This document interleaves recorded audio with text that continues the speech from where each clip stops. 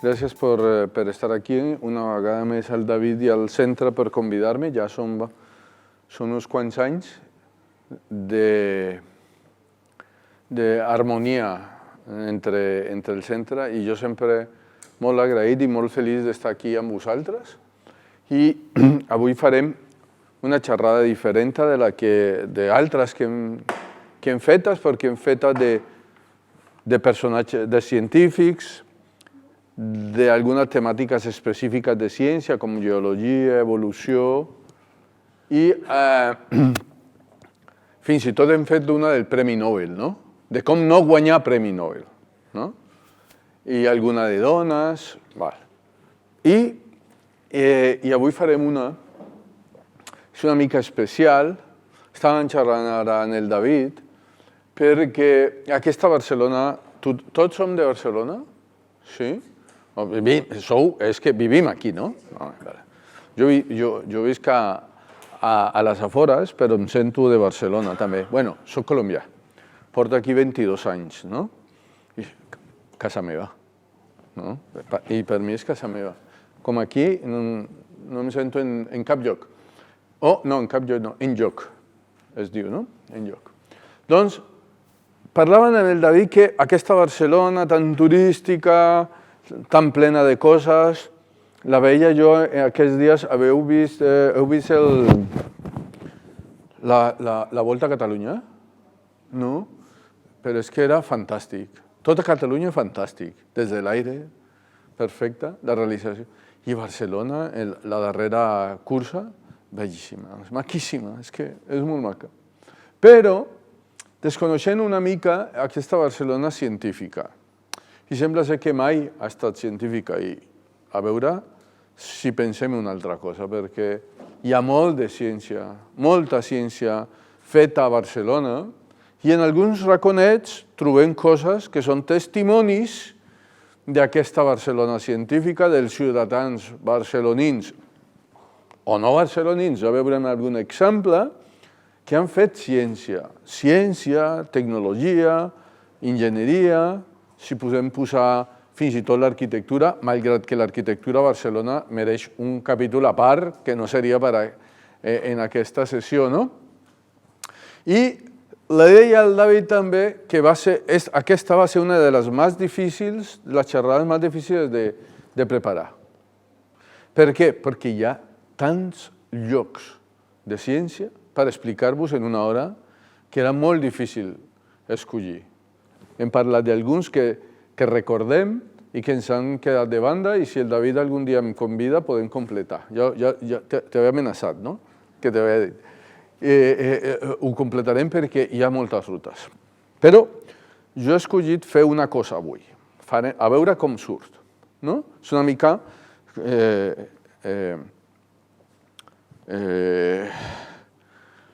variopinta, no? Soc Carlos Acosta, jo soc geòleg de professió, tenc un màster en comunicació científica, m'agrada escriure de ciència, divulgar la ciència, per això estic aquí, i soc doctor en Història de la Ciència per la Universitat Autònoma de Barcelona i soc profe en la Universitat Autònoma de Barcelona, però en la Facultat de Medicina. No em pregunteu això, que és una altra història. I en el màster d'Història de la Ciència i en l'Escola Universitària Gimbernat en fisioteràpia, el mateix. Soc curiós, m'agrada estar... I avui us contaré això.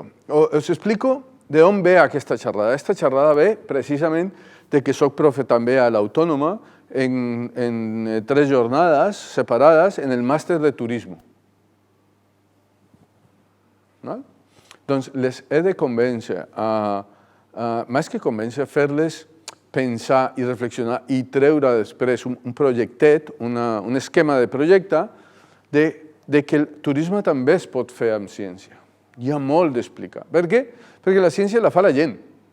Persones com nosaltres, amb històries com nosaltres. I el que ens agrada és que ens expliquen històries. És el que nosaltres paguem per tot arreu perquè ens expliquen històries. I la ciència és una altra activitat que la fa l'ésser humà, homes i dones, i que tenim històries. I no és aquesta la xerrada que els faig a ells, perquè ell fa teòrica i després faig uns exemples, però a partir del que havia vist amb ella, dic, m'arriscaré a fer unes cosetes, a veure què en surt. Vale?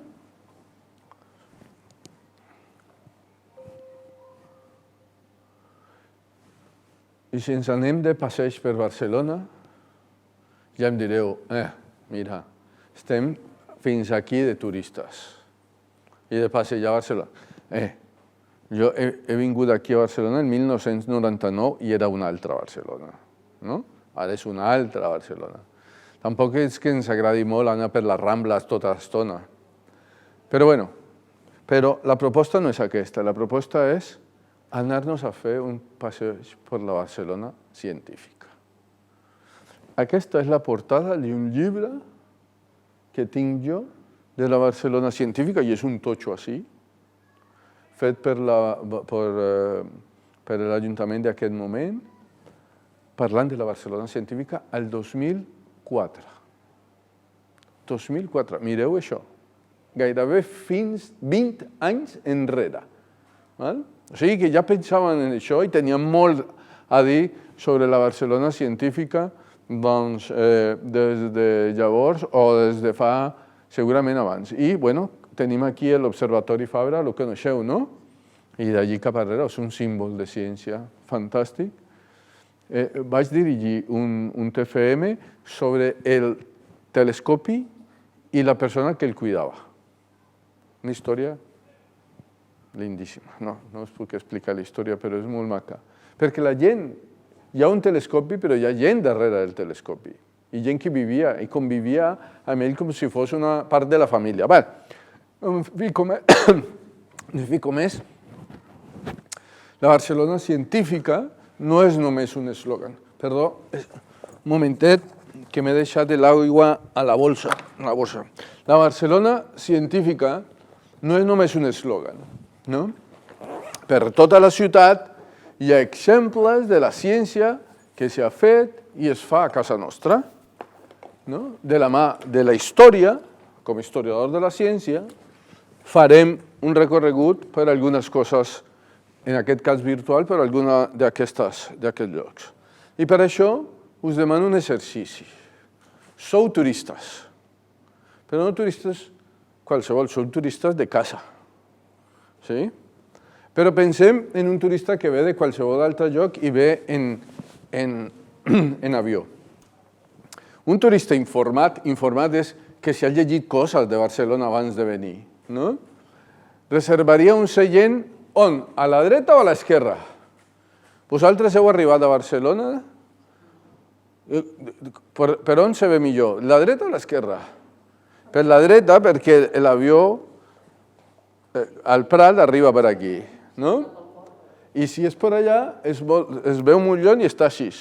Sempre per la dreta, és el meu cas, i m'agrada la dreta. Seient a la finestra de la part dreta de l'avió, ja que al apropar-se a l'aeroport, volant cap al sud-oest per la costa de Catalunya, es fa evident el traçat de la ciutat. La Vila Olímpica i el port, en un tram de terra que antigament va albergar moltes de les fàbriques i ferro de les ciutats en obres, el Port Vell i les drassanes medievals al final del laberint dels carrers per amunt del casc antic, la Rambla, al llarg del passeig arbrat que puja a tal, l'ampliació de l'Eixample d'Ildefons Cerdà, tot això. Això és tret d'un llibre que es llama The Physical Tourist o Physical Science in Barcelona, de dos col·legues meus, que són caps meus, van ser caps meus, i el Xavier va ser el director del tesis meu. I és un article que van treure. Doncs una persona informada veuria tot això. Veuria la Barcelona que surt als fulletons, no? I segurament seria capaç d'identificar aquestes coses. Però, a veure, què hi ha més d'aquest entramat d'una vista antiga del 1867, de la trama del 1863 del Cerdà, que a mi encara avui em sembla fascinant. Recordeu què és això? Ho veurem avui. Seminari conciliar. I la universitat. Dos llocs de ciència. Sabeu el seminari per què? El seminari és religió, no és ciència. Coneixeu el museu? Bueno, parlarem una miqueta d'ell, que està a punt de desaparèixer. Cadascuna d'aquestes característiques urbanes conté pistes per a fer ciència, les fàbriques i els tallers, la Rambla, on va estar la Universitat i la Real Acadèmia de Ciències, l'ampliació de Cerdà. Quan arriba gent, amiga meva o familiar, jo dic que el millor lloc per fer turisme a Barcelona és l'Eixample, perquè podeu passar allí 15 dies veient façanes, interiors, portes i de tot, d'arquitectura. És un museu a l'aire lliure. Les drassanes i les acadèmies, parcs i els rellotges, des de l'astronomia, passant per la medicina, la història natural, fins a l'energia nuclear, la ciència ha deixat molts, si no sempre, traces en el paisatge de la ciutat. Ens visitarem. I el primer que vaig fer a l'estar preparant la xerrada és, i si poso ciència a Google? Què em surt? Però això és el que m'ha sortit. I no sé què són aquestes coses. Dibu Ciència SLU, Museu d'Art Contemporani, Palau Güell, la Sala Polo. Bueno, sí, ciència, no? La llum, tot, no sé. La Societat Catalana de les Ciències, Societat de la Ciència Cristiana, Fundació Ciència en Societat, o sigui, més coses de les que... Plaça de la Ciència, per aquí havia un observatori, Ciència i Consciència, bueno, en fi, això és el que em va sortir, val? Però això no és el que ens interessa. El que jo vull que fem és que ens veiem a fer una passejada per 5 indrets des del Guinardó. Fent la primera parada al Museu Ravelllat Pla. Coneixeu on està el Museu Ravelllat Pla? No? No? Ja estem guanyats. Ja m'he guanyat el sou avui. Perquè, bueno, ja hem fet una xerrada. La primera xerrada que vaig fer aquí va ser d'això. Anirem una mica per Ciutat Vella, com no a la Rambla i a les antigues drassanes. Segurament quedarà per a una altra xerrada. Com veieu, tret del Museu del Ravelllat Pla, que és aquí al Guinardó, el que farem és fer de turistes aquí. I a veure què trobem, no? De ciència del Guinardó. Molt bé. Ai. Vosaltres esteu? Us reconeixeu? On esteu vosaltres? Aquí estem ara. Aquí estem.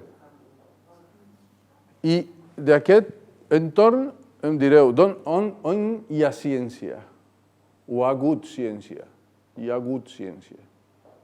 Home, al Sant Pau segur, no?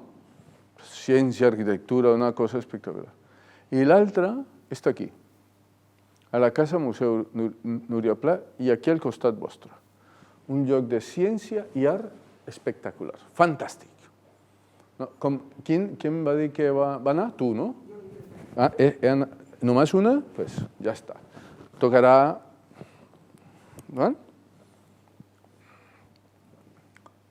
Reconeixeu això? És aquí al costat? Està, aquí al costat. Però això és del 2015, de les primeres vegades que jo vaig venir, i aquesta és nada més i nada menys que de 1935.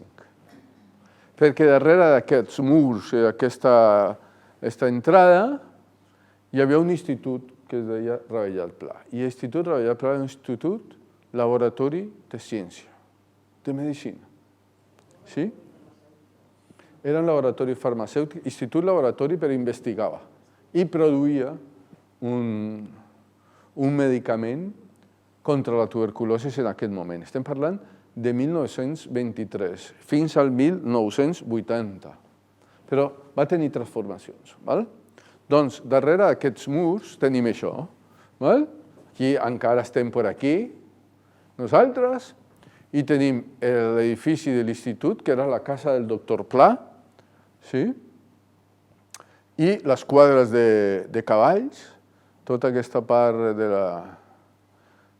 que ara és el parc, però això es va tirar fa uns anys per fer el parc, però encara està la casa. Això és una vista de la casa, coneixeu, no? Cap al mar. I aquesta és una vista, dues vistes al contrari, des del parc cap a la muntanya. Doncs era fantàstic. Aquí, en la restauració que s'ha fet de la casa, sota aquests jardins noucentistes, es van trobar fins i tot una capella i altres coses més antigues. Es van documentar fa 3 anys que es va inaugurar la casa i es van tapar perquè no es podia fer res més. Jardins modernistes, i aquí estan les quadres, veieu? La casa aquí, mireu com estava la muntanya, ara no es veu res d'edificis. I les quadres, perquè eren antigues cavallerisses i prats per als cavalls, actualment terrenos abandonados, no, ja no. Ara està el parc. I aquest és l'interior de la casa.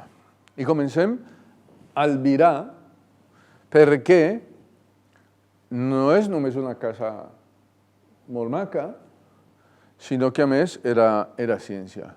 Aquest és el passadís de la planta 0, planta baixa, on estava el laboratori o l'institut on s'estudiava. Bueno, en la planta baixa era la part on es fabricava el medicament. En la primera planta era on es feia la recerca. Aquest és el despatx del director, que era el doctor Pla, la biblioteca, i comencen a aparèixer alguns indrets específics del laboratori. L'institut està situat en la part alta de Barcelona, però es pot considerar, el més important és que es pot considerar com el primer gran laboratori del país. Hi havia molts, i us dic perquè he fet la història del medicament a Catalunya i faig una propaganda. Aneu, sisplau, a Terrassa, al Museu Nacional de la Ciència i la Tècnica, coneixeu? Que és maco, maquíssim. Si us agrada la ciència i la tecnologia. Aquí, catalans, cap allí, o Ferrocarril, o Renfe, i aneu. Hi ha una exposició que estarà fins al setembre. El guió i els continguts els he fet jo sobre la història del medicament a Catalunya. Està molt maco. I us puc dir que sí, hi havia alguns laboratoris, però realment pot ser que el de més èxit va ser aquest laboratori, perquè feia investigació sobre la tuberculosi. En un moment on la tuberculosi escampava per tot arreu, ja havia estat al segle XVIII, al segle XVII, al segle XIX, juntament amb la sífilis, el còlera, la peste, però la tuberculosi era la enfermetat dels artistes, dels solitaris i dels pobres. Doncs, i no hi havia cura. Però, just al final del segle XIX, apareix algú dient que aquests bitxos que des del segle XVII estem veient per els microscopis són els causants de moltes malalties, perquè els bitxos els veiem des del segle XVII, on van tenir els primers microscopis. Però ningú havia relacionat que aquests bitxos eren els que produïen les malalties. I això va fer donar un tom total a la recerca mèdica i el pensament mèdic va canviar. I comencen a aparèixer els laboratoris on es fan anàlisi, si tens el bitxo o no tens el bitxo, què fa, i la medicalització per prevenir i curar aquests bitxos, aquestes malalties. I en aquest context apareix. Apareix també perquè hi ha un doctor molt conegut, Ferran, de Barcelona, que comença a fer els primers testos para las vacunas para el cólera y la rabia, al Institut d'Immunologia de Barcelona. I es fa molt famós.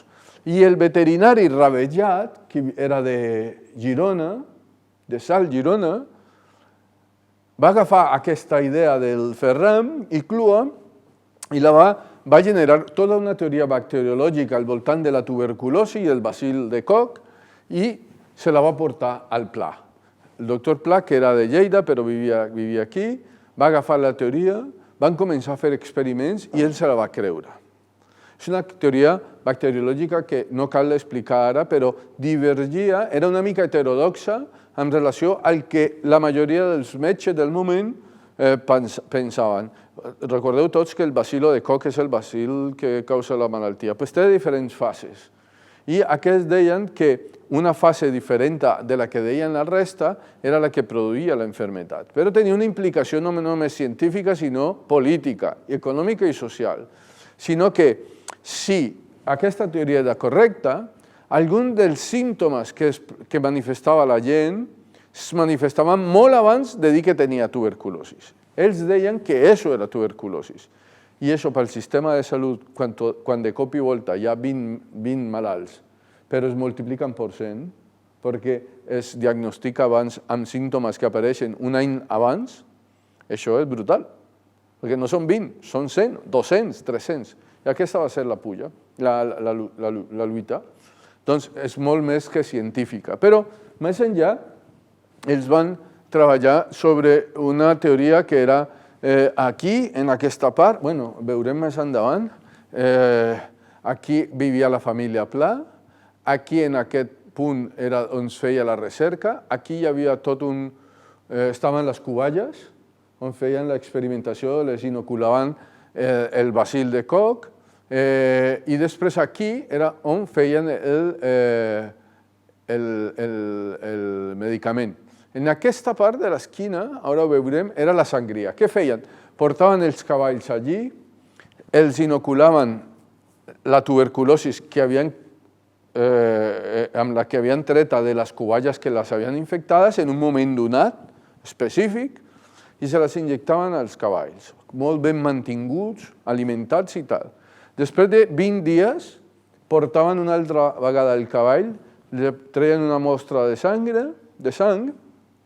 i veien el nombre d'anticossos, que s'havien desenvolupat anticossos, una cosa parecida a la serologia del Covid i tot això, no? Doncs s'havien desenvolupat anticossos, prou anticossos, i si ho havien fet, els sangraven. Es feien una sangria. I amb la sang de cavall, amb anticossos, que la mesclaven amb caldo de carn i amb glicerina, fabricaven la hemoantitoxina Ravellat Pla, que es venia mogollon.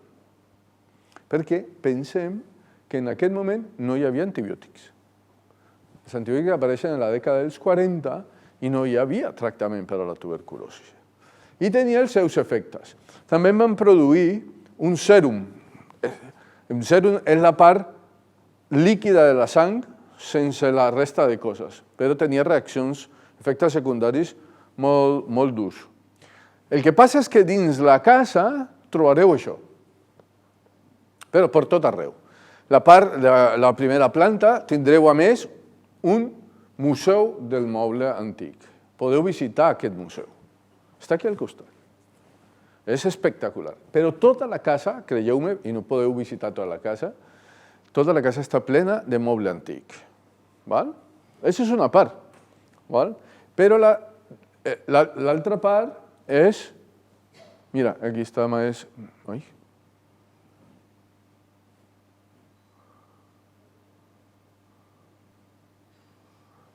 Aquí és el museu, part del museu, i aquesta, la part que és on se'n prepara.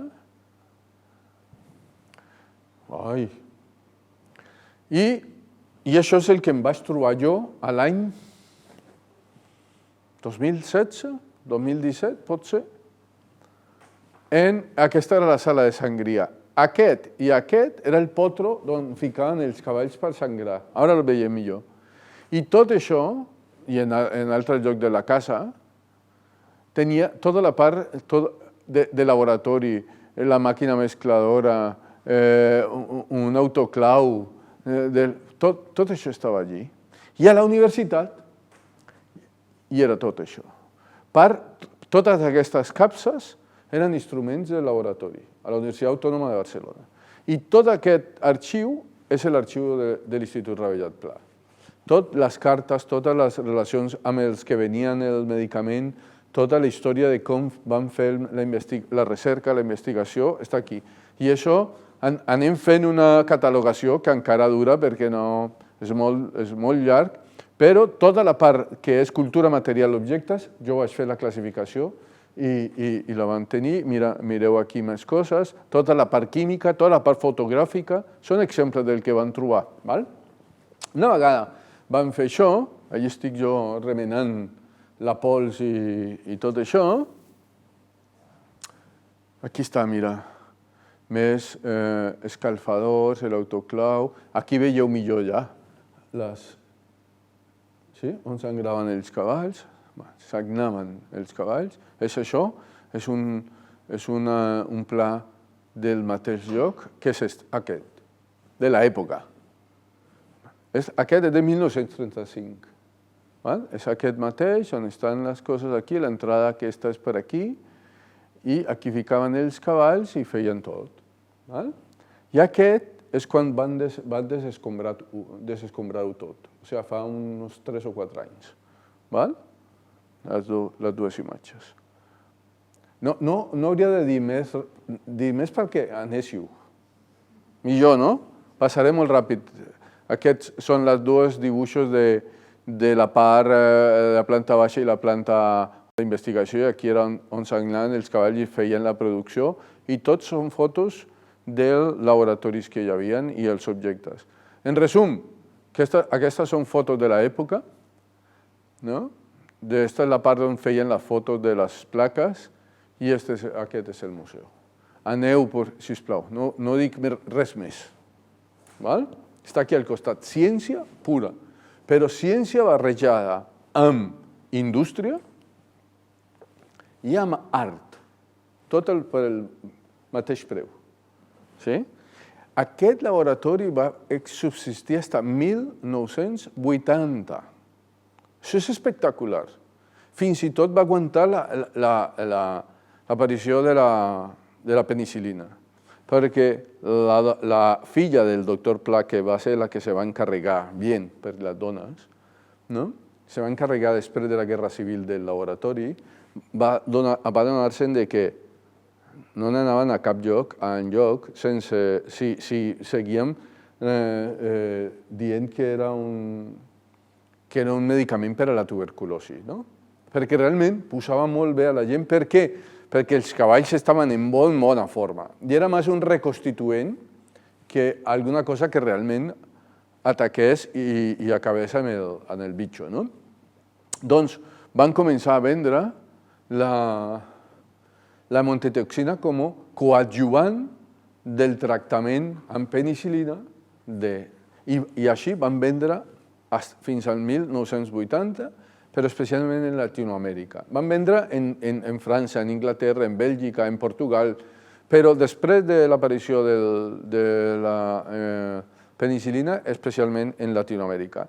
I ho van fer amb una estratègia comercial fantàstica, i és que no anaven a visitar els metges, anaven tot a través de visitadors mèdics que eren els seus encarregats, estan totes les fitxes. Però això no s'acostumava en aquell moment.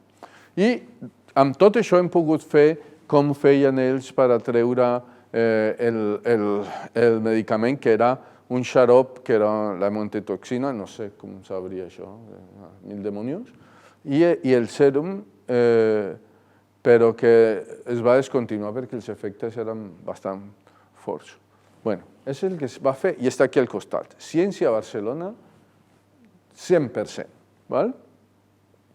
Deixem el Guinardó i com que volem anar on va tothom, ens n'anem a la Ciutat Vella, a la Rambla, i les antigues drassanes no ho farem avui, la farem algun altre dia, sols les esmentaré perquè no tenim temps. Val?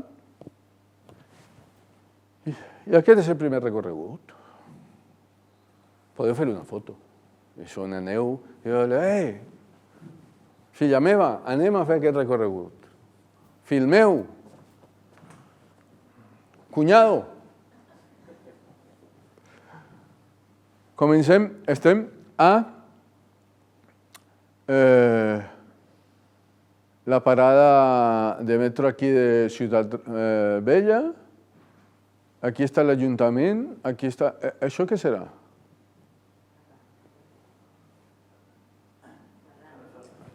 Això és Jaume, no? Jaume I. Ferran, la Palau de la Generalitat, plaça Sant Jaume, el Museu d'Història de la ciutat. Us recordeu del Museu de la plaça del Rei, no?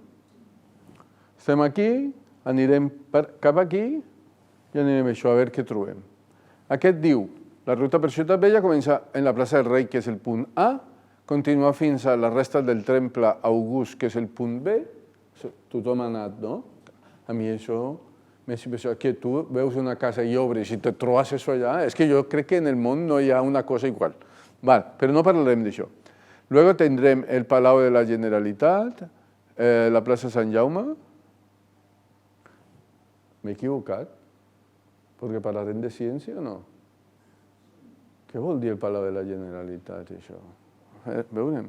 El punt D, que és la Call dels Jueus i la plaça de l'Àngel. Molt bé. Som-hi. La dinastia catalana va començar amb els comtes de Barcelona a finals del segle...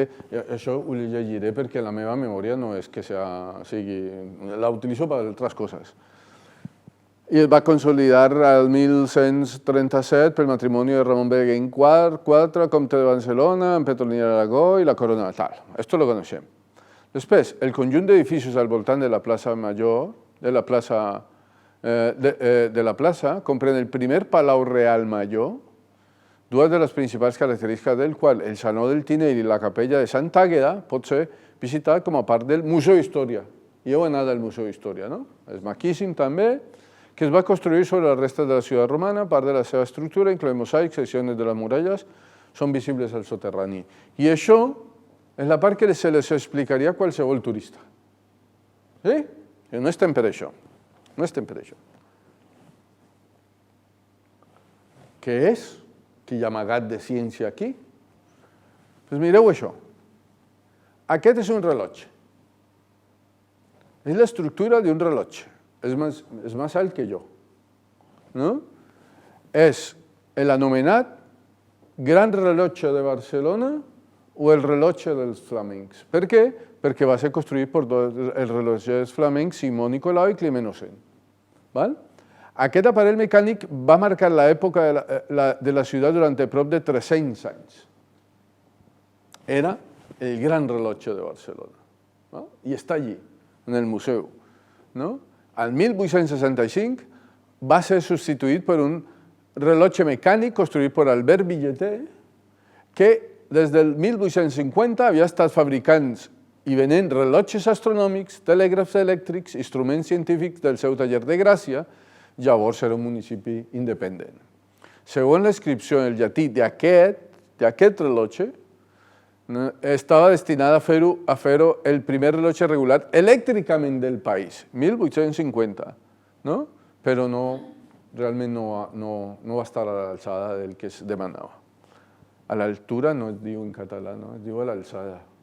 Se m'ha ficat el castellà. Però tenim això, i el podem veure. En aquest moment, mireu, vaig trobar aquest article de La Vanguardia del 2019, on posa una mica més d'història, i des de 1985 es troba la capella de Sant Àgueda, que està allí, al Palau Real, allà a dalt, i es pensa traslladar a alguna part del museu on sigui més simbòlic. Ciència i tecnologia al 100%, allí. No ens expliquen això i podem pujar i podríem veure'l. Seguim. I davant del Palau Reial ens trobem el Palau Gòtic Renaixentista o el Palau del John Tinent, al carrer de Comtes 2, es va construir al 1600, l'edifici va acollir l'arxiu de la Corona de Barcelona, de la Corona d'Aragó, originalment com a Arxiu Reial de Barcelona. Al 1964, les col·leccions es van trasladar a l'arxiu modern que està allà sota per la catedral. L'arxiu, què té de ciència? L'arxiu és una font única i sobretot completa sobre ciència i medicina medieval i renaixentista. Els testaments, les llistes de subhastes, els inventaris de defuncions ens parlen de la producció, titularitat i circulació de llibres científics i mèdics a la cort catalana, on l'astronomia, l'astrologia eren estimades en relació a la medicina, l'agricultura, l'elaboració de calendaris, la filosofia natural. Ciència pura i dura. Bona part de l'arxiu està dedicada a això. Al 1391, el barri gòtic era jueu. En aquesta època era centre d'una activitat astronòmica, filosòfica i matemàtica brutal per part dels jueus. Jueus que, a més, tenien un coneixement que havia estat també arabitzat. S'havien nodrit tant d'Occident, de tota la part grega, romana i tal, però els jueus les havien aportat molts els àrabs. O sigui que coneixien molt bé tota aquesta part astronòmica. I d'aquest que estava per aquí, al voltant del palau, van sobreviure dos conjunts de taules astronòmiques que es van atribuir a aquests jueus. Les taules de Barcelona, que van començar astrònoms del rei Pere III, i va acabar l'hebreu Jacob ben Abi Abraham Isaac al-Korsuno, i les taules de 1361 compilades per. Són taules astronòmiques espectaculars, con observacions del cel de l'època brutals. Una joia de la ciència. Una joia. Està aquí. Estan amagades en aquest palauet. Seguim. Plaça de Sant Jaume. Això és què?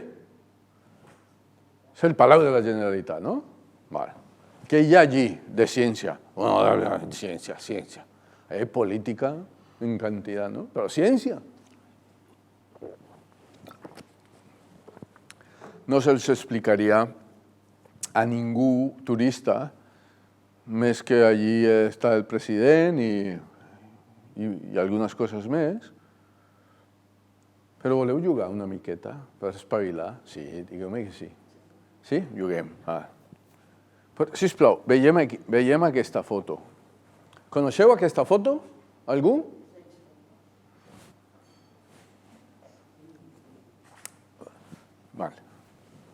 Doncs comencem per les parts grosses.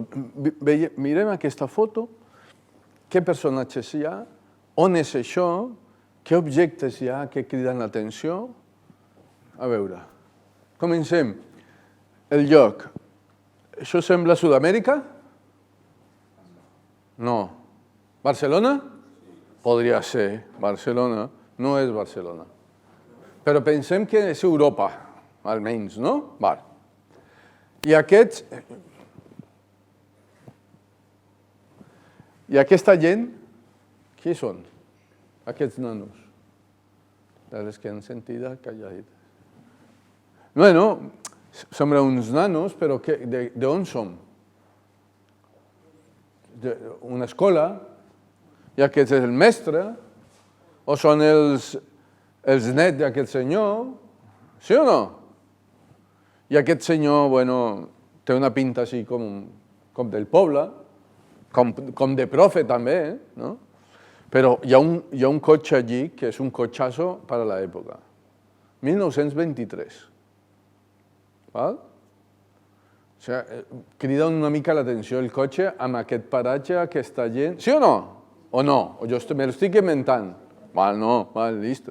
Sí, és un cotxe de luxe que està enmig de tot això. Què pot ser això? Què pot ser aquesta estampa? Què pot dir? nens treballadors de l'època, era possible. Nens d'un orfenat, sí? D'una escola havíem parlat, o tots membres d'una família, el que passa és que tots estan molt petits, no crec que siguin de la misma família, no? Però la realitat és que això és 1923, les Esplugues de Francolí, sí? I aquest home és un conegut, desconegut total, no hem pogut adivinar qui és l'Einstein. Sí, ara torno a la imatge i jo, clar, l'Albert. És l'Einstein 1923. I què estava fent l'Einstein aquí, agafat d'aquests nens? A mi és una foto que a mi m'encanta. Sí o no? És que és... I Esplugues de Francolí no està a prop de Barcelona. I en aquesta època les carreteres se les van portar fins allà. Bueno, el fet és que fa més de 100 anys de la teoria de la relativitat d'Einstein i va desconcertar a la premsa i al públic. Poca gent afirmava entendre aquesta teoria. Vosaltres l'enteneu? Així per sobre? No. Però no és tan difícil. El que passa és que, clar, si volem anar a la matemàtica, a la física, hem de recórrer al David, que és el físic. Però, en essència, hi ha una cosa específica, no tot és relatiu, perquè no és així, sinó que hi ha una cosa que vull ressaltar avui, no més que vull ressaltar, perquè la teoria és molt més i David me corregeix, sinó que la seva equació d'energia és igual a massa per quiere decir que cap objecte físic a l'univers viatja més enllà, més ràpid que la velocitat de la llum, i el que va demostrar ell, el que va dir, era que la llum, el que sempre diem que el recorregut més curt entre dos punts en la línia recta no es compleix a l'univers, perquè fins i tot la llum es desvia per la gravetat. De manera que no hi ha un trajecte de llum recta, sinó que també és... I això fa... És això? Torno, sí? Fins i tot la llum, que ve d'un punt a la Terra, si passa per el Sol, és capaç de ser desviada per la gravetat del Sol. I això canvia el teixit espai-temps. I per això tota la teoria de la relativitat del temps i de l'espai en Einstein. Està més o menys explicat? Segur? Alguna cosa més que valgui la pena? Només això per dir, perquè són més coses, la teoria si fos tan senzilleta. No, però això era la part important. Però l'altra és que quan va començar l'any de 1919, i s'ha de posar en context, perquè la primera publicació sobre la relativitat va ser el 1905 i la segona en 1915, ja havia passat anys i a Einstein lo coneixia molt poca gent. En el campus de la física i poca gent més.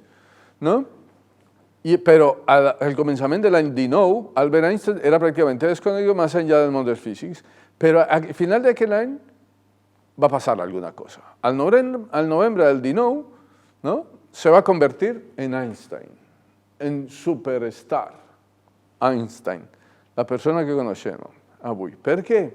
Simplement perquè un grup de científics a Anglaterra, en un parell d'acadèmies d'Anglaterra, van proposar dues expedicions, una a l'Àfrica i una a Sud-amèrica i Brasil, per aprofitar un eclipse de sol i veure amb aquest aparatet, el comparador de Eddington, un dels que va allà, si realment el que deia Einstein de que la llum també es desviava per la gravetat era veritat. Com diu, ver per creure. Ell ho havia posat en paper, ho havia posat en teoria i la fórmula funcionava, però ningú l'havia comprovat. És un cas semblant, coneixeu molt a Hawking, el que va morir. Pues és un físic brutal, però és un físic teòric. La majoria de les coses que ell va pronosticar, estudiar, mai les han comprovat. Però això és tan difícil, acreditar un premi Nobel, ja no es donen a la gent morta, però mai va estar perquè tenim una tendència a que hem de comprovar-ho físicament, empíricament. Val? El fet és que ho van comprovar. Va resultar que sí era així. No? I això va generar un rebombori a través del món per a generar aquest rockstar que coneixem i reconeixem, no amagat sota aquest sombre i amb aquest tal, perquè a partir d'aquí tothom, New York Times, The Times de Londres i tal, Einstein explained the new discoveries, obviamente a quién tumba del trono, a quién baja del trono, a Newton. Y los titulares son eso, Einstein destrona a Newton. ¿No? Y a partir de ahí, bueno, lo importante es que él no va a recibir el premio Nobel por esto, sino por otros efectos electromagnéticos que tienen que ver más con los microondas, los televisores, las pantallas que tenemos. Ahí me canvia al castellà. Les pantalles que tenim i tot això, perquè era més pràctic. No li van donar el Nobel per la teoria de la relativitat. Això per posar en context de que aquest home va comentar a un amic en 1920, després de l'èxit, en l'actualitat tot, cada cambrer discuteix sobre si la teoria de la relativitat és correcta o no. Però en realitat el ciutadà mitjà no va comprendre això d'Einstein. Era molt difícil. Fins i tot la gent que escrivia en els periòdics deien que no. Però era magnètic. A Berlín la gent s'amuntegava a l'aula d'Einstein on Einstein ensenyava. El mateix va succeir a Princeton. Esta foto en 1935, però al 1921. Però segons les ressenyes de l'esdeveniment, l'aula va estar plena, almenys al principi. El primer dia hi va haver 400 persones, incloses dones. Estan dient com que les dones no tenien res a veure allí. Ara no podem dir això perquè hi ha físiques espectaculars que necessitem que estan allí. Amb collons de pèl i per una fila, i el segon dia hi havia 200, i el tercer dia hi havia 50, i el quart dia l'habitació estava gairebé buida. Perquè... hem aterrat tot el treball. Hem anat a Princeton i Brasil i tal. En 1923, l'any de la foto, el Palau era més o menys l'Acadèmia Catalana de Ciències i Humanitats. Va ser aquest any quan Albert Einstein va pronunciar aquí, el que llavors era la seu de la Diputació de Barcelona, les 3 conferències sobre relativitat que va invertir en la seva visita a la ciutat. I això ho van celebrar, commemorar fa 3 o 4 setmanes, amb rebombori per la... No sé si ho heu vist per la tele. Va ser aquí, perquè no era el Palau de la Generalitat, sinó era l'Acadèmia Catalana de Ciències i tal. Sí, que és un lloc on comparteix el mateix destí de Berlín, Princeton, perquè la gent que s'amuntegava venia, també s'amuntegava. Un curs, això és d'Antoni Roca, veiem una foto de l'Einstein allí en les arcades per aquí del barri gòtic. Jo crec que això pot ser l'Institut d'Estudis Catalans, pot ser l'interior de l'Institut d'Estudis Catalans. L'actual. El curs de 3 conferències empezó el sábado, pero yo me quedo aquí. Del centenar de los concurrentes debía haber 4 o 5 que la siguieron perfectamente. Quizá una docena adivinarían algo a base de esfuerzos y el resto no entendía nada. ¿No? La afirmación de 4 o 5 personas capaces de seguir perfectamente el curso de Einstein es notable, esto lo dice Antoni, dado que la comunidad física y matemática barcelonesa era muy reducida. En relación con el resto de asistentes, su objetivo no era probablemente aprender física, sino estar cerca de un personaje singular de la historia, como en todos los sitios. Como en todos los sitios, ¿no? Queríamos estar al lado de Einstein. Ahora, ¿de quién nos gustaría estar? De Rosalía, los chavales. No sé. Alguno diría de un físico, un químico. Bueno, sí, lo sabrán. ¿Cómo no? Lo sabrán, pero siempre ha sido así. Vale, pero Barcelona estuvo en esa ruta, donde este hombre vino, dio sus conferencias Aquí está precisamente el día, una de las que iba a dar, pero como él hablaba además de cosas de paz, de la igualdad racial, de tal, la gente le gustaba. Aquí tenemos otra imagen en la recepción que le brindan en el Palau de la Generalitat. Aquí hay alguna, a la izquierda de Einstein, el alcalde interino Enrique Mañez, el presidente de la Real Academia de Artes. Las mujeres ni cuentan. Esto lo saqué de no lo he hecho yo, sino que lo saqué de un artículo. Ni se sabe quiénes son las mujeres. Y bueno, ya hay mucha gente que no se sabe quién era porque no eran científicos, ¿no? Pero quiero hacer énfasis en esto. Clar, Einstein és un personatge principal, i si vosaltres aneu a Berlín o a París trobareu rutes en donde no veureu més que direu aquí vivió el Premi Nobel tal. I la gent va, toma una foto i se'n va. Però expliquen una mica d'història, com la que he explicat jo, con la foto aquesta fantàstica, no? Però hi ha més perquè és que aquest home va venir perquè teníem un home aquí a Barcelona que era espectacular, se llamava l'Esteve Terradas. No? Era enginyer, matemàtic i era superconegut en el món, no? Per la seva intel·ligència i el que feia. No? I a través d'ell, ho dic perquè jo vaig fer la catalogació de les actes de la secció de Ciències de l'Institut d'Estudis Catalanes i he pogut veure les cartes amb les que va invitar l'Esteve Terradas a través de la Mancomunitat de Catalunya, que era la que hi havia en aquell moment, va a convidar a l'Einstein a venir. I Einstein, com el coneixia, va acceptar i va venir per ell. No? I este és el comentari després de la tornada d'Espluga de Francolí. Dice, estancia en Barcelona, mucho cansancio, pero gente muy amable, canciones populares, baile y comida, ha sido agradable. ¿No? Bueno, no quedamos mal, ¿no? Con el Einstein. I el guió polític que posa aquí. Com? A l'altra pàgina anterior, quan el va invitar a l'Esteve Terradas, diu que meten un guió polític. ¿Qué va a pasar? Yo no sé, de eso no lo sé, pero te lo aseguro que sí. Te recomiendo que leas este artículo del Tony Roca. Lo consigues en internet.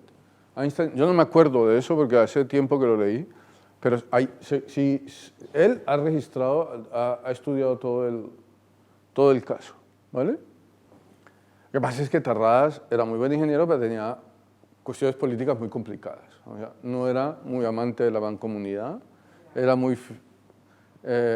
tenía muchos más amigos en Madrid, pero bueno, no nos vamos a meter en eso, ¿no? Pero bueno, seguimos. Ahí está Esteve Terradas, ¿no? Esteve Terradas aquí al mig, en la Junta de la Sociedad Astronómica. Teníamos un tipo que era súper erudito. Después se exilió a Argentina, allá diseñó el aeropuerto, diseñó miles de obras, luego volvió y ya se fue a Madrid y allí terminó la carrera en la universidad y tal, pero era un tipo espectacular. Y gracias a él además tenemos testimonio de todas esas visitas porque él dirige una serie de monografías científicas que eran toda la recopilación de las conferencias dadas por él y otros científicos catalanes, además de toda esta gente que había venido. Hadamard, otro matemático brutal, de a nivel, o sea, Champions League. Rey Pastor, un matemático que después terminó en exiliado y se fue a Argentina, también súper conocido en el mundo, ¿no? Todas ellas pues se llevaron allí en el edificio del instituto. Bueno, entonces tenemos la figura internacional, pero tenemos la figura de aquí, relevante, que conoce al tío, lo trae y está codo a codo con él y después incluso es capaz de escribir una monografía con todo lo que explicó, porque era de los pocos que entendía, pero lo hizo y lo podemos consultar. Y eso está allí, también pasó allí en el Palacio de la Generalitat. Y al otro lado tenemos el ayuntamiento. ¿Y aquí qué pasa? ¿Y la Colau qué? ¿No? Y el Clos y el Maragall y el Trías, o todos los que han pasado para no tirarle a la Colau, porque no quiero tirarle a la Colau. Pero No quiero tirarle porque es que no quiero a ninguno. No me metan en problemas políticos, no vamos a meternos en problemas políticos. ¿Pero qué pasaba allí? Bueno, aquí pasaba que el Consell del Sen, o el Consell de Sen, que era un órgano electe resistent de representants que van governar la ciutat de 450 anys i se reunien en el Saló del Sen. És molt maco, no? Sí. Una sala gótica darrere la façana, vale. Eso es el que se les explicaría al turista normal. I a vosaltres què he d'explicar? De ciència. Pues he d'explicar això. Mira, un dels membres del Consell de l'època, Bernat de Granollers, tercer conseller de la ciutat, entre aquests anys, era membre de la Universitat de Barcelona, va escriure un reeixit. ¿Reeixit qué es en catalán? No me reeixit, es que lo busqué para la traducción, pero... Muy logrado, ¿no? Sí. Como en castellano. Se llama El Llunari, de Bernat Granollers, ¿no? Ojo con el librito. Es el libro impreso más popular, más difundido sobre astronomía y las disciplinas que se publicó en España hasta el 1500. Hoy se lo pelearían 90 edicions del llibre. Clar, se feien poques edicions, pocs exemplars, però fins 90 vegades es va editar el llibre i és una joia. Bueno, el Salvador Vives i Casajoana ha fet una traducció perquè, a més, el llenguatge de l'època no era fàcil, però és un dels llibres més venuts en Europa sobre astronomia. Aquí tenim un exemplar de la part de representació del mes de juny del llunari. Vosaltres imagineu per a què serviria un llunari? Perquè jo he trobat llunaris, bé, es venen, no? A Abacus i a totes aquestes llibreries hi ha llunaris que agafa, bueno, el meu cunyat ha agafat els llunaris per veure com ara no sabem amb aquesta sequia i el canvi climàtic, però per saber què es sembrava, quan no es sembrava, com estava la lluna, com estan... Això tenia unes aplicacions molt grosses. Però aquest dibuix, que és del mes del juny del llunari, la va trobar en Twitter d'una chica feminista que se cagaba en todos los tópicos feministas que tenía el lunario. ¿Por qué? Porque, claro, muchas de las personas que trabajan aquí eran mujeres, pero referencia a ellas ninguna, ¿no? Muy curioso que haya encontrado eso en una cosa de Twitter y no haya encontrado ninguna imagen más de otra parte hablando de ciencia del lunario. Hay artículos, pero imágenes, solo encontré esta en Twitter hablando en ese contexto que lo hacía la chica, ¿vale? Nos preguntaba a los historiadores hasta cuándo seguíamos haciendo historia de gente que había ignorado a las mujeres. Yo no, la idea es que hagamos ahora historia de todos por igual, ¿no? Incluso las mujeres, si son buenas, merecen que hagamos historia sobre ellas. Bueno, este miembro del Consell de Sen, que estaba en el ayuntamiento, realizó ese libro. Y más abajo tenemos, en el punto D, un barrio de la catedral, era el de los fabricantes de ulleras, ¿no? I era aquest, Joan Rullet. A finals del segle XVI, en aquest punt vivia a la casa dels germans la família Rullet, Joan i Pere. Elaboraven ulleres de larga vista, considerat per alguns com un dels més antics inventat de manera independent dels telescopis refractors. Us puc dir que la història dels telescopis o ulleres de larga vista és fascinant. No? Jo crec que la de Galileu la vaig donar aquí. Era al voltant d'això. O sigui, tot sorgeix en la caiguda de Constantinople el 1200 i pico, quan tots els artesans del vidre van fugir, com tota la migració després d'una guerra, cap a Venècia. I quan van arribar a Venècia, tota aquesta família de vidrers, el problema era que fabricaven vidres a 1800 800 graus centígrads. En una ciutat com Venècia, que no és la que coneixem ara de pedra, sinó de fusta, aquests fons escampats per la ciutat eren un perill i ja havien hagut alguns incendis. S'han cremat algunes. I els van agafar i van dir vosaltres sou un perill per ara, aneu-vos a on? A Murano.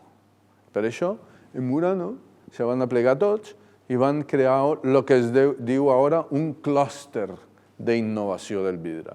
Perquè qualsevol innovació s'escampava immediatament de família en família i això no hacía sino potenciar com Silicon Valley, Singapur, MIT, tot està allí.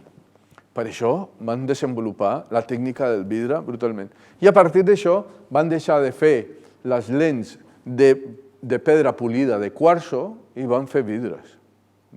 I al fer vidres i lents van fabricar microscopis, telescopis, un d'aquests amb els que Galileu va veure el que va veure. Això és una altra... Però es van barallar, per tota Europa s'estan barallant de quin va ser el primer que va inventar el telescopi o el catalejo, que és les ulleres de llarga vista. Pues hi ha gent que diu, i està molt bé documentat, que, per exemple, aquest Girolamo Siturno escriu que aquests telescopis refractors dels hermanos Roget son los más exactos que existían. Los de Galileo, porque Galileo era humanitas, eran muy buenos, pero eran peores que los de Kepler. Kepler era coetáneo a él. Kepler era mucho más físico óptico que Galileo, pero Galileo era más artesano. Pulía mejor los lentes, pero Kepler sabía más de óptica. Y la curvatura, la concavidad, convexo, la distribución del lente dentro de... Lo manejaba mucho más Kepler. Pero resulta que parece que estos señores aquí en esta esquinita de Barcelona fabricaban los mejores de Europa. ¿Vale? Y van a hacer, este señor en su tratado Telescopium va a asegurar esto. Hay varios artículos. Esto es una pegatina que me encontré en internet en relación a Joan Roget. ¿Vale? Muy bien. De hecho, lo que voy a encontrar es que la Generalitat de Cataluña tiene un premio, estamos hablando de 1700, ¿no? Perdón, 1700. No, perdón, 1600 del siglo XVII, ¿no? Principios. Pues la Generalitat tiene un premio Joan Roget precisamente a la óptica, a la transferencia del conocimiento. Y esto me llenó de emoción. Que podamos dar un premio a los científicos de ahora, de un tío que vivió hace 400 años. ¿Lo conocíais? Cuando paséis por allí tenéis que estar diciendo, ¿dónde era que hacían los telescopios? Pues mira, lo premiamos a la gente de ingenio que innova con lo que hizo este señor hace 400 años o más. Y eso aquí en este puntito de Barcelona. Muy bien, seguimos. David, ¿qué hora es? Nos queda poco tiempo. Luego tenemos esto nos saltamos a esta segunda ruta. Estamos en la Plaza Cataluña, obviamente, por la Rambla. Estáis aquí en la Boquería, ¿os acordáis, no? Y el Carrer de Carme. Estamos identificados todos, ¿no? Pues cuando vamos por aquí nos encontraremos este sitio, ¿vale? Vamos a ir viéndolo rápidamente. El tramo superior de la Rambla es coneix com la Rambla dels Estudis, perquè allà es va construir durant la primera meitat del segle XVI el primer edifici Universitat de Barcelona, la Universitat de Barcelona, fundada en 1450, com a Estudi General de Barcelona, passant a ser la Caderna dels Estudis en 1843. I aquest fragment d'un plànol de 1563 mostra, a dalt de tot de la Rambla, l'edifici de la universitat. Quan estaven les muralles aquí no hi havia res, però ja estava Gràcia, segurament, Sarrià per allà, sí està Sarrià aquí, i per això es deia la Rambla dels Estudis.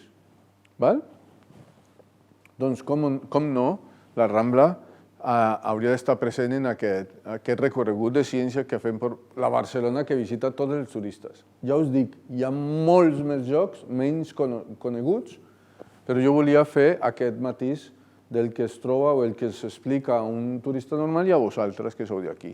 Aquest dibuix mostra l'edifici, també, no? Sobre la porta d'accés, l'escut d'armes de Carles III, ara el veiem, primer, a la dreta les torres del portal de Santana. L'Estudi General, com a institució, que és precursora de la universitat, era una institució docente que aplegava els ensenyaments superiors de Barcelona creat. El 18 d'octubre de 1536 va ser col·locada la primera pedra de l'edifici. Aquest és l'escut que encara es conserva. Realment és l'únic que es conserva de l'edifici, però el podem veure avui en el Paraninf de la Universitat de Barcelona i en plaça Universitat. Aquest centre, el centre no aconseguiria ser estudi general de totes les disciplines fins al 1559, quan esdevé oficialment Universitat de l'Estudi General, que és l'autèntic precedent immediat de la Universitat de Barcelona. I la Universitat de Barcelona, què vull que et digui? Ha sortit aquesta setmana el rànquing de les millors 100 universitats del món i gairebé per primera vegada la Universitat de Barcelona i l'Autònoma estan entre les 100 primeres universitats, en moltes àrees. No en totes, però en moltes. O sigui que aquí hi ha una... I tenim uns científics brutals. Brutals. Dades. Som el 5è país en producció de ciència. Parlem d'Espanya, l'Estat. De producció, de ciència i tal. Estem una mica més a la cua si generem patents. En invenció i en innovació ens costa una mica més. Però estem al rànquing 34 d'inversió en ciència. Us imagineu què faríeu els científics d'aquí si tinguessin temps? Perquè som brutals, som boníssims, boníssims. Molt bé, seguim ràpidament, passem al segon punt, que és aquí, quan aneu per la Rambla, quan veieu aquí al costat, us recordeu d'aquest edifici, aquest rellotge? Sabeu què és això? És la Real Acadèmia de Ciències i Arts de Barcelona, la RACAP.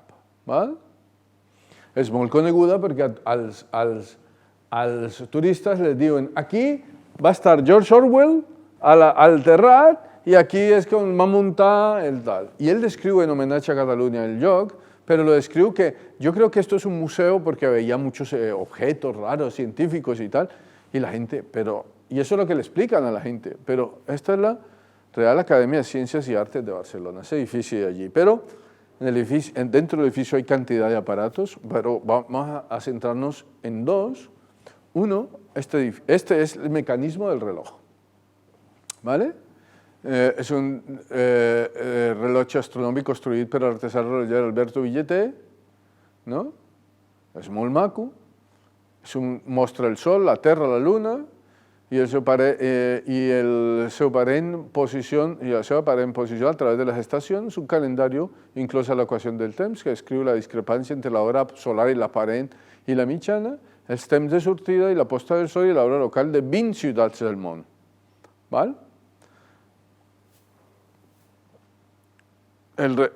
Com a cas curiós és que aquest rellotge va ser construït per al Senado en Madrid y al final el Senado no va a cumplir. Lo dejaron aquí en Barcelona y lo llevaron a la Exposición Internacional de 1888, conocéis, ¿no? Se hacían grandes exposiciones con lo último de ciencia y tecnología del momento, era el momento en que aparecía la electricidad y todo esto, con la idea de que lo iban a vender, y no lo vendieron. Y al final lo compró la RACAP, la Real Academia, y aquí está desde esa época, ¿no? Y marcó la hora por mucho tiempo de la ciudad. Lo que pasa es que, claro, cuando aparece la radio y todas esas cosas, pues cambia, ¿no? Pero lo importante es que además de esto, dentro de la RACAP, podéis sacar podéis entrar a la página y concertar una visita, pagar y os llevarán por todo el edificio y os mostrarán estas cosas.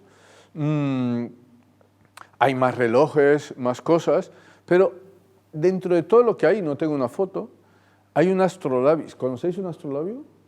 Un aparato de estos para viajar por el... y medir todos los ángulos del... Como un sextante, un poquito más antiguo, ¿no? Pero especial de procedencia desconocida, diseñado por el astrónomo del siglo XI, Arsaquiel de Toledo, ¿no? Pero lo importante es que en el mundo solo se conservan 4 de este tipo, y uno lo tenemos allí, y es espectacular. Muy bien, seguimos, porque vamos a terminar. Esto es lo principal, mira. El 15 de diciembre de 1891 el Ayuntamiento va a decretar como hora legal a Barcelona la Real Academia, ese reloj que teníamos allí. Este es el que marca la hora legal de Barcelona, ¿vale? Pero en 1891 va a pasar a manos de los relojeros de la Academia los principales relojes públicos, el de la Fasana del Ayuntamiento, la Catedral, los principales mercados públicos, los barrios. Nació así el Servei Horari Municipal, no sé, no lo conocíamos, pero lo hemos oído, Servicio Horari Municipal a càrrec de l'Acadèmia. Amb el temps va incorporar més rellotges i va anar creixent geogràficament, arribant a una extensió de Sarrià fins a Horta. I aquí tenen un mapa de la red horària municipal. ¿Vale? Mira, aquests eren els rellotges que els rellotgers de la Real Acadèmia controlaven escampats per tota la ciutat. ¿No? Jo suposo que esto és Sarrià, pot ser que això sigui Gràcia, parròquia de los Josepets, Sant Antonio, Sant José, Mercado del Born, bueno, aquí estan tots. No? Molt bé. L'any 1921, l'aparició de la radiodifusió va permetre la difusió àmplia i permanent, ese pip, pip, pip, que suena cada hora a RAC1 i a la SER, va ser des de 1921, de manera que ja no era necessari tenir un servei horari. I se va acabar. No? Al voltants de 1940 el servei horari va acabar, però aquest rellotge segueix funcionant i mira, excel·lent precisió de la dècima de segon, no? Es manté, està funcionant i ho podeu veure. I aquest és una imatge de la RACAP que després, a més, va acollir una quantitat de societats científiques a Barcelona. Anem una mica més ràpid, aquí és l'interior, hi ha moltes màquines, hi havia un gabinet de Real Acadèmia de Màquines i Instruments, molts de les quals encara hi són, de manera que val la pena, part de la biblioteca. Ara, seguim, i abans de ficar-nos per el carrer del Carme, si agafem a Portaferrissa fins al Petritxol, coneixeu, no?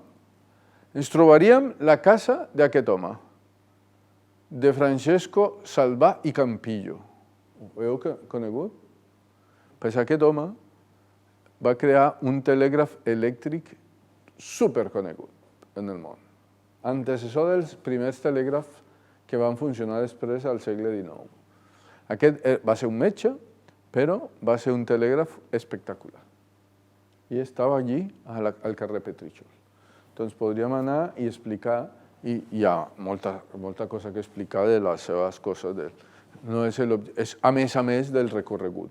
Però si a més, en vez de Portaferrissa i Petritxol estan per allà, si anem per el carrer del Carme i es desviem una miqueta per aquí, i agafem aquí, al carrer Notariat 7, trobarem aquesta, no sé si l'heu vist alguna vegada, que és on el Santiago Ramon y Cajal va viure i va descobrir tota la teoria de la neurona.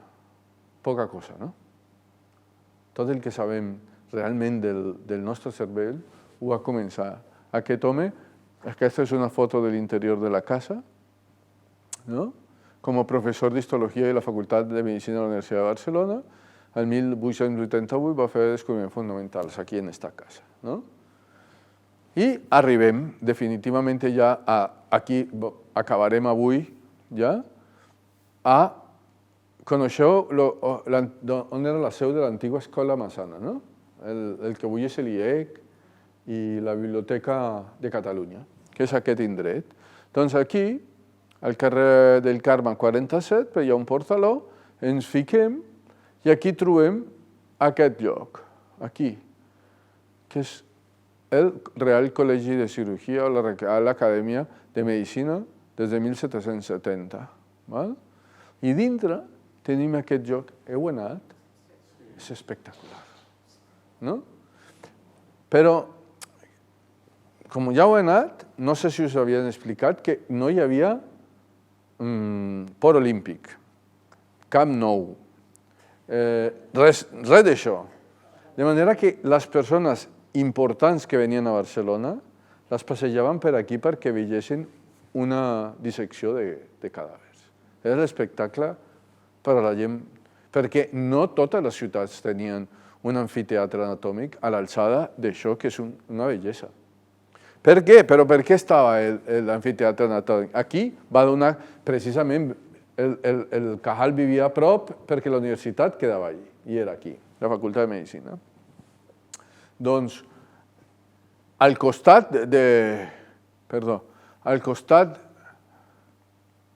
aquí, en aquesta part, està l'amfiteatre anatòmic. I aquí està l'altre edifici que veurem ara, que és aquest, que és l'Institut d'Estudis Catalans.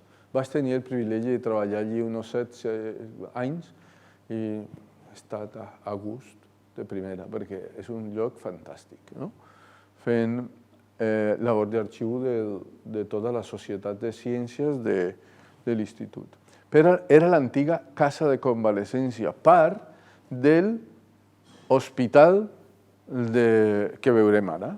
Bé, no dir res més de l'Institut d'Estudis Catalans, que és la institució de les ciències i la llengua per excel·lència actualment de Catalunya. I acull les principals societats científiques. I més endavant, deixant aquest edifici, ens fiquem, us acordeu, no? I ens fiquem, passem i entrem a aquest claustre on trobarem després l'Hospital de la Santa Creu. És un hospital espectacular, fundat en 1401. Recordeu que els hospitals en aquest moment no eren hospitals per curar com ara, sinó hospicios, de hospital de hospicio, donde iba la gente a morir, con unos cuidados mínimos porque no tenían familia o eran gente de la calle o muy pobres, y lo que hacían era cuidarlos ayudarlos a bien morir. Realmente no era un hospital al uso de ahora de curar a la gente. Pero lo más importante es que, bueno, luego lo trasladamos a lo que vosotros tenéis allí abajo, el lujo del Hospital de San Pau de la Santa Cruz, que es el de Domenech y Montaner, aquí abajo. Pero mirad, estas eran las salas del hospital, y mirad lo que es ahora, la Biblioteca de Cataluña. ¿No? Fantástico. ¿Veis que son lo mismo? Es simplemente que visto del lado contrario del salón. Este es de las ventanas hacia allá y el otro es al contrario. Pero las mismas arcadas góticas reconstruidas y tal. ¿Vale? Ya está. Este hospital prácticamente va a estar en funcionamiento hasta 1940, creo. Como un hospital importante de Cataluña. Pero ahora pues tiene el lujo de tener la biblioteca allí. Muy bien. Hemos acabado de dar recorridos por lugares emblemáticos que no hubiésemos dicho, salvo los últimos, que era más fácil, que son símbolos políticos, símbolos de la ciudad como tal, pero que tienen historia de ciencia. Y si nos fuéramos a la fachada litoral, pues encontraríamos más cosas. Ya, esto es fascinante, la réplica del Ictineu de Narcís Monturiol, ya una cantidad de historia a explicar. Y tenemos diferentes sitios, entre ellos, aunque no está en esta ruta específica,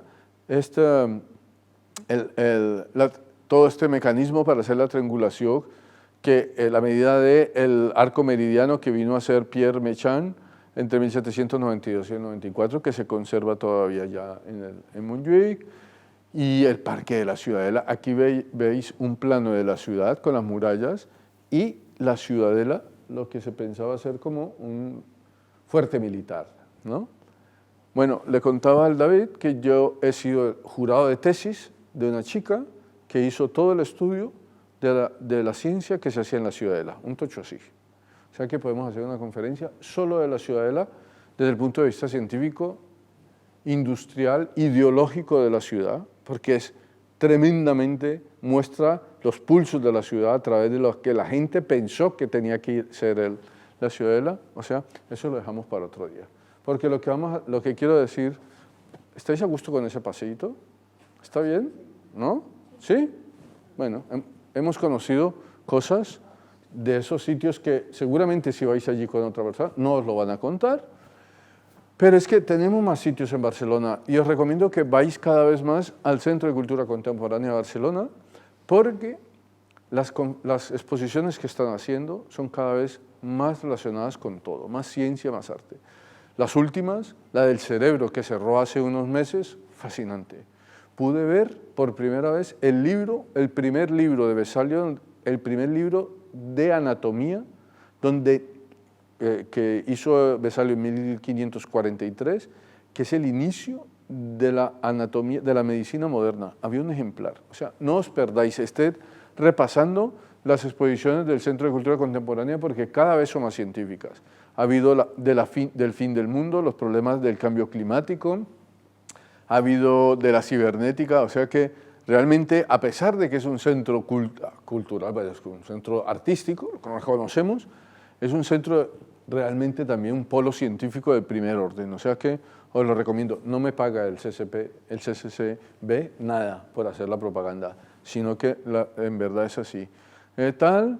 Tenemos este gabinete Salvador que es espectacular. ¿Conocéis los gabinetes? Los gabinetes, esas colecciones de cosas naturales que traía la gente de ultramar en el siglo XVI, XVII, XV, cuando comenzaron a ganar dinero, pues tenemos uno en el Jardín Botánico que es una maravilla, que es el de la familia Salvador, de todo tipo, es espectacular, de los mejores de Europa. Y lo que ya habíamos visto, el Seminario Conciliar, y tenemos estas vistas interiores de lo que es la colección de paleontología del seminario, y antes de que lo cierren porque están a punto de cerrarlo. Os digo, es ir a otro mundo, es transportaros al tiempo allá, porque hay otros museos de paleontología muy buenos, pero no conservan el caliú que tiene de los años en que fue construido y reconstruido después de la guerra. De manera que está allí, aquí hay gente visitándolo, tenemos el de Sabadell, no es Barcelona, pero es súper importante, ya hablaríamos algún momento del de Sabadell, y os propongo, esto lo saqué de internet, y es una ruta para ver fósiles en las calles y fachadas de Barcelona. ¿Sí? Cerramos con esto, ¿podemos?